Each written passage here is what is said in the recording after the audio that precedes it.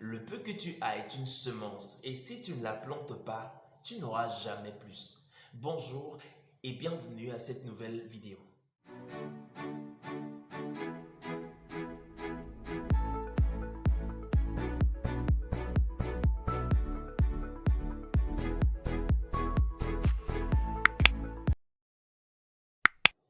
Lorsqu'il m'est venu à cœur pour la toute première fois de prendre mon téléphone, de le placer devant moi et de prendre une vidéo pour la poster sur les réseaux sociaux, j'étais rempli de peur.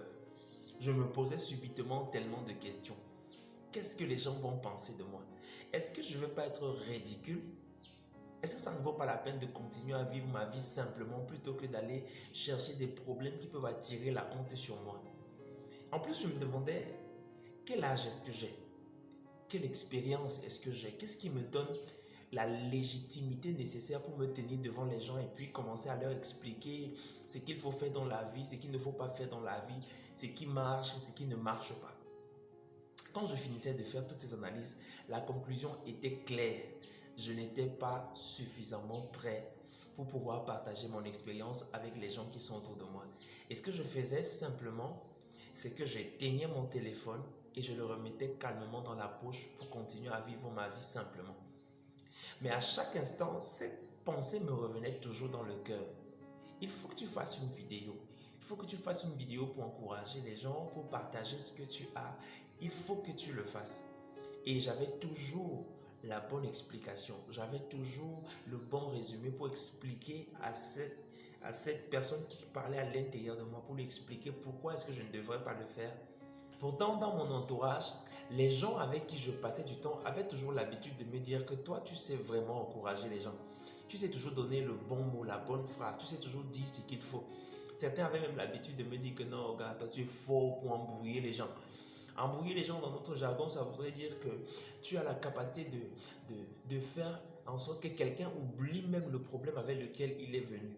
Donc, ça paraissait comme si j'avais une capacité, un talent, un don qui n'était pas grand-chose, qui était simple à l'état embryonnaire, qui commençait déjà à aider les gens, mais que je ne pouvais pas reconnaître. Chaque fois qu'il fallait reconnaître que bon, tu peux le faire, place-toi ici, aide les gens, alors la peur commençait à remplir mon cœur. Pourtant, quand je le faisais naturellement, sans y penser, sans penser aux gens, ainsi de suite, je me retrouvais en train d'aider les personnes de manière effective. Donc la peur était en train de paralyser cette compétence, était en train de paralyser ce que je pouvais faire, ce que je pouvais apporter dans les vies des autres personnes.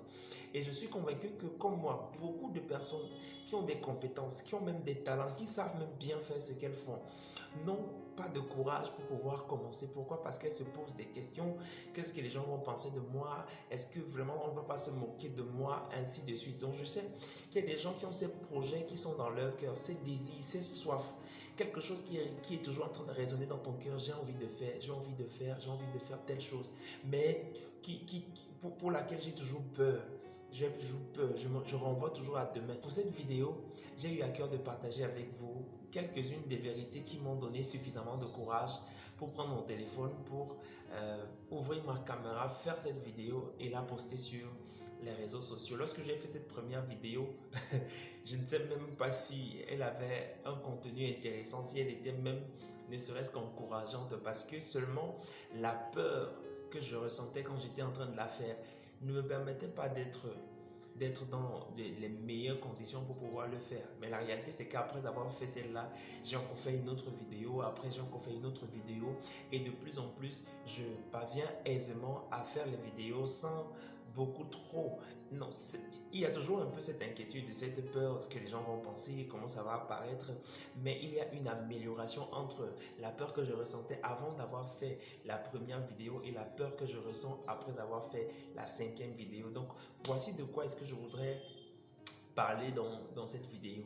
Si tu n'es pas encore abonné à cette chaîne, je t'encourage à t'abonner et activer le bouton de la notification pour ne pas manquer les autres vidéos que nous allons poster à l'avenir. Et l'une des choses qui m'a donné le courage de me lancer, c'est qu'en étudiant la parole de Dieu et en écoutant les enseignements, je me suis rendu compte que Dieu a toujours tout donné sous forme de semence. Et la semence n'est pas souvent de grande taille, la semence est toujours toute petite, La semence n'est pas beaucoup, elle est toujours juste un peu, mais elle a en elle le potentiel pour créer beaucoup, pour amener à la manifestation beaucoup. Dieu aurait par exemple pu créer tous les hommes de toutes les générations au même moment, mais il a choisi de créer un seul homme, Adam, et cet homme qui pour moi représentait la semence portait en lui le potentiel nécessaire pour créer tout le reste de l'humanité. Donc, ce que je comprenais en écoutant ces enseignements, en réalisant ces choses, c'est que je comprenais que le potentiel que je porte, la capacité, la compétence que j'ai, l'expérience que j'ai actuellement et qui n'est qu'une toute petite expérience, est une semence que le Seigneur m'a accordé la grâce d'avoir. Et si je la prends et que je la plante dans la vie d'une autre personne, elle engendre une autre expérience. Donc je passe d'un niveau d'expérience à un nouveau niveau d'expérience. Lorsque je prends le courage, mon courage, je fais la vidéo, je la poste sur Internet, les gens la regardent, certains vont la snober, certains vont l'apprécier, certains vont m'encourager, d'autres vont me décourager. Et ce qui va sortir de là, c'est que j'aurai appris de comment pensent les gens, comment réagissent les gens lorsque quelqu'un initie quelque chose de nouveau. Donc, j'aurais gagné en expérience. Chaque fois qu'il m'est arrivé de partager soit la parole de Dieu avec des gens ou alors autre chose, je me suis toujours rendu compte que pendant que je parle, je prends des exemples de ce que j'ai vécu.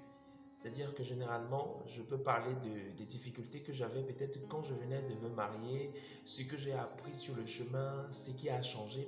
Donc je me suis rendu compte que bien malgré le fait que je n'ai que quelques années de mariage, les petits défis que nous avons eus à traverser sur le chemin ont constitué une sorte d'expérience que je peux déjà partager et qui peuvent déjà servir à quelqu'un, qui peuvent déjà être une source de bénédiction pour une personne qui m'écoute à côté. Donc, je me rendais compte que la grande expérience que je compte avoir avant de me lancer n'est rien d'autre que la somme totale des petites expériences de chaque jour.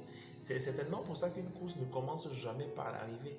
Il faut toujours aller de la ligne de départ, faire les premiers pas pour arriver de l'autre côté. Mais si on n'a pas fait le premier pas, on n'arrivera jamais à la ligne d'arrivée. Si on n'a pas commencé par les deux premiers pas de la course, on ne pourra jamais arriver à la ligne d'arrivée.